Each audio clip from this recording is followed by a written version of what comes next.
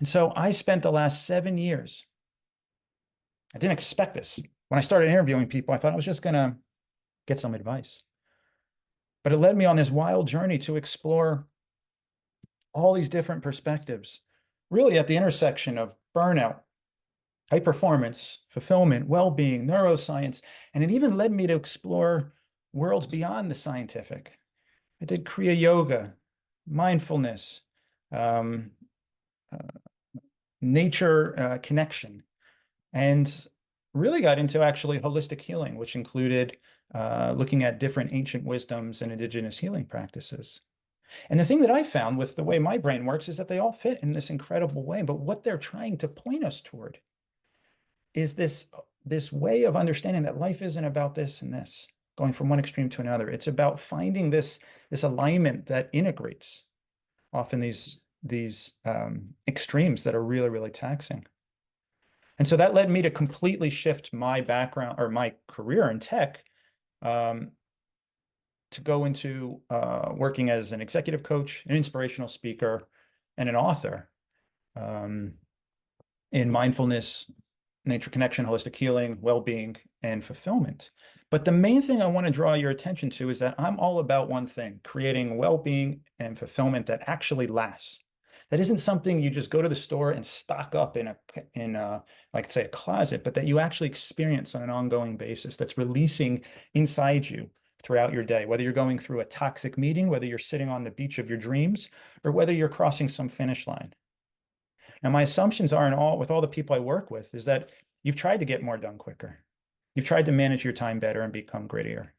You get flow and you get the idea of well-being, but it doesn't really jive with, the day-to-day realities of work. And if you're really being honest with yourself, deep down inside, you feel frustrated, confused, and ashamed.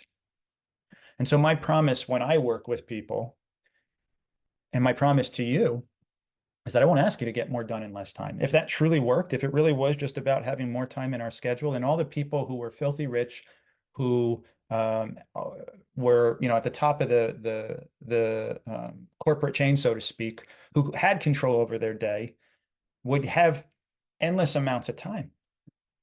And people wouldn't be so restless once they actually went on vacation and things of that sort. But the reality is it's not time. And I'll talk about that in other videos. I'm not going to try to tell you just to see the glass half full and be positive and put lipstick on a pig. That doesn't do you any good.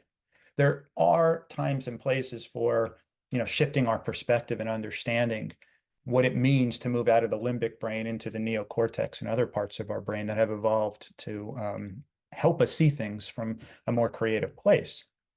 But just sitting there and putting a positive spin on something, especially when we're not at a point where we're even recognizing our own inner shadows, our own inner feelings of guilt and shame, like I had in that night where I released all that when I said I'm sorry to my family. I'm not going to tell you to do that because that doesn't help. I'm also not going to try to tell you to dig deep, and I won't sell you life hacks. What I do is I help people release what I call suck it up mentality. These are the toxic beliefs, the automatic habits, and all the conditionings that keep us stuck in this never-ending stress and survival mode, which is basically this. I also, a key part of what I do is help people discover and embody what I call their super abilities. In the indigenous cultures that I've been trained in, they actually refer to that as our medicine.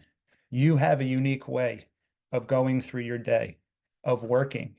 And chances are good you've actually been conditioned to act like people you see on TV that you admire, you've read in books, or even your own family members. And the reality is when we actually fully embody our values in these innate ways of going through our day, of seeing, feeling, thinking, and engaging the world around us, we unlock the door to next levels of creativity, collaboration, and contribution. Another key part of this process that I work with people on is insourcing courage, trust, and validation.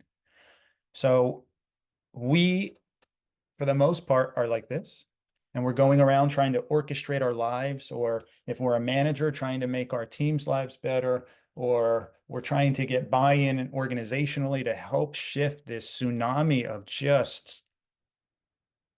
I'll say it, awfulness at work, this fleeting well-being, these moments, if you will, of fulfillment. And the reality is that the world around us is only getting more complex, more uncertain, more chaotic. And so the real truth is that we have to be able to insource our courage, our trust, and validation. And that requires a lot of deconditioning in terms of our beliefs and stuff, but also a process to build that relationship with ourselves so that we can foster that trust. And with those things in place, we're in a position to turbocharge new habits and ways of being. I tell people there's nothing wrong with high performance, but high performance like this and this doesn't, like, this isn't high performance. This is actually a lack of well-being. It's actually driving your car to the point steam's coming out of it. Everything in nature, in these indigenous cultures, they focused on what was called regenerative high performance.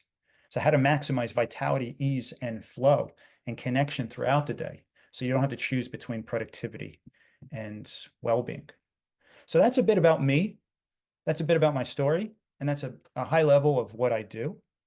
And I encourage you to watch some of the other videos here so you can get a flavor of not just from a what perspective of what I talk about, but how I do it, really embodying and integrating all these different perspectives in this really powerful transformational way.